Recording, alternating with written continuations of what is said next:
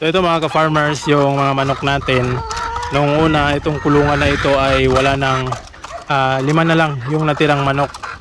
Pero ngayon, nadagdagan na naman ng 4. So isa lang yung bakante dito mga ka-farmers. Yan, isang kulungan lang yung bakante. So ang nangyari kasi mga ka-farmers, yung mga manok natin dito, dyan, yung mga white leghorn natin dyan, pinilipat natin dito. So ito sila yung 4. So nangingitlog pa rin sila. Kaninang umaga pinurga ko yan, except dito sa 5 hindi pa napurga dahil kinulang yung pamurga natin. So ngayon hapon, yan yung pinapakain natin sa kanila.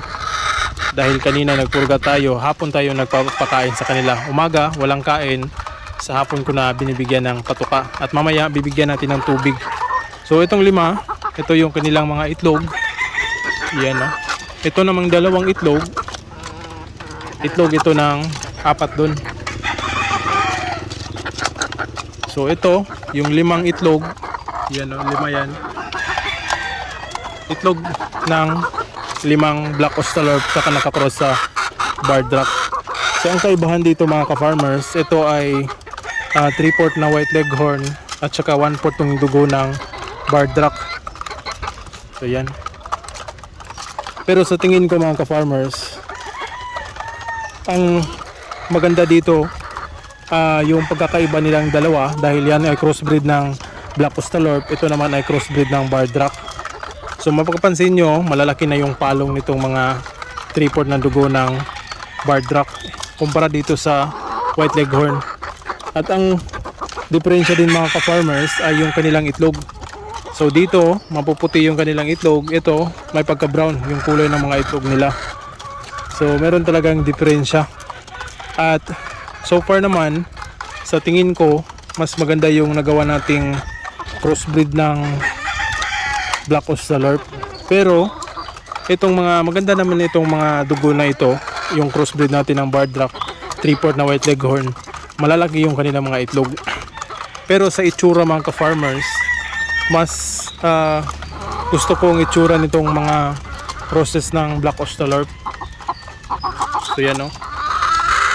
Ito kasing mga white leghorn, ewan ko lang kung baka sa panahon yung mga kanilang balahibo ay nalalaglag. Yan o.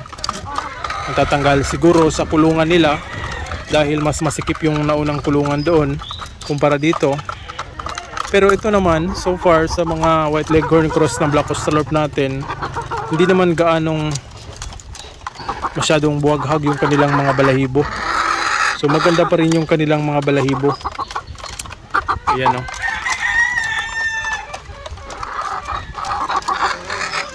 Pero overall mga ka-farmers, wala pa rin akong pinagsisisihan dito dahil maganda naman ito. Malakas din naman mangitlog.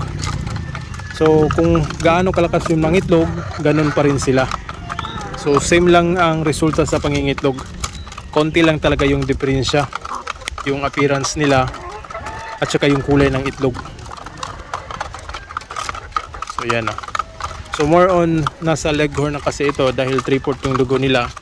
Yan yung palong, ang lalaki ng palong.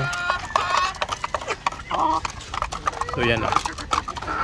Hindi masyadong malaki pero ewan ko lang dahil medyo mas bata yung ating process ng black australorp saka white leghorn kumpara dito. Ito nasa mga 9 or 10 months na sila. At ito naman ay nasa mga 7 months pa. 7 months plus. So yan o. Pero goods pa rin sila. Nagpuproduce, ang importante, nagpuproduce sila ng mga itlog araw-araw. Alright. Dito naman mga ka-farmers, ang natira na lang, meron tayong isang white leghorn dyan. Ang natira dito is 3 yung ating game fowl. So yan. At kanina din, inayos natin ito dahil nabutas na yung mga divider nila. So pinalitan natin at yung iba, linagyan natin ng sin yung yero yung butas. So yan, ito yung mga butas oh. Ganyan. So kapag nag-aabot kasi yung mga manok, nag-aaway dyan, nagpapaluan dahil sa butas. Ito, medyo sira na talaga. Ito mga ka-farmers, yung mga nakolekta nating mga itlog noong mga nakaraang araw. So yan, ito yung itlog ng mga white leghorn. Ito sila. 3/4 white leghorn at saka 1/4 Barred Rock.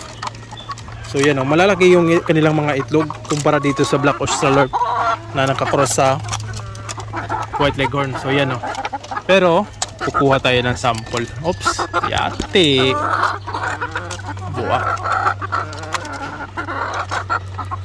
So yan mga ka-farmers, yung diferensya. So malaki yung itlog ng 3/4 ng white leghorn kumpara sa ito yung 1/4 na yung crosses natin ng Black Australorp at saka white leghorn, at saka brown yung kulay nito kumpara dito sa white leghorn, 3/4 na white leghorn at saka nakakross sa Barred Rock. Medyo puti talaga yung kulay at malalaki yung itlog. So ayan yung nakikita kong diferensya dito sa mga manok na ito. Alright, balik lang natin, mamaya na natin yan kukolektahin.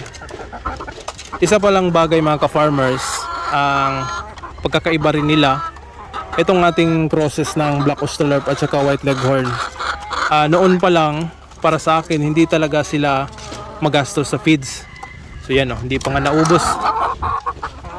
Hindi sila magastos sa feeds, hindi sila marami kung kumain. Sakto lang yun talaga yung kinakain nila, pero nangingitlog sila.